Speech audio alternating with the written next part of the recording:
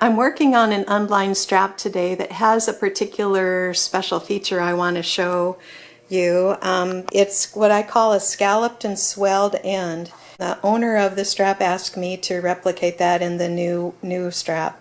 So the strap has kind of a domed top, which is called a swell, and then it also has these little scalloped effects here, and it's all carefully stitched around the outside border.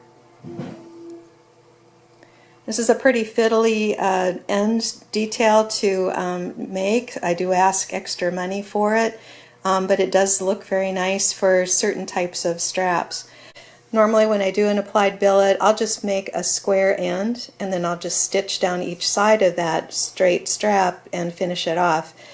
So it does take quite a bit more finish work to do this kind of piece, because it all has to be completely hand cut, because this is actually wider here than the main strap itself. The center is a piece of leather that I've inserted, and then I've wet this outer leather and then formed it in place to create the dome. The buckle end is similar.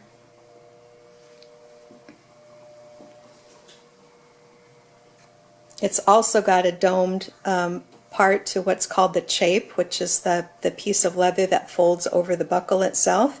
The original strap was somewhat similar, although it looks like it got kind of chewed up at one point, so it's not in very good shape, but you can still see the domed portion of that internal part.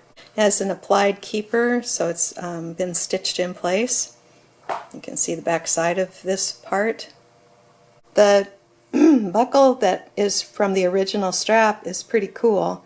It is a celluloid-covered buckle. It's not just a steel buckle, although the tongue itself is steel, exposed steel, but the celluloid coating was put onto the steel to mimic a leather-covered buckle that would have been used in decades earlier. The leather was put over some of the high-end buckles and other steel hardware to protect the leather from the steel, which is chemically reacts with it and degrades the leather. So it's kind of a cool little buckle there that I thought I would share with you too. So this is a celluloid-covered buckle and a swelled and scalloped billet buckle end, and also the billet end that I showed you earlier.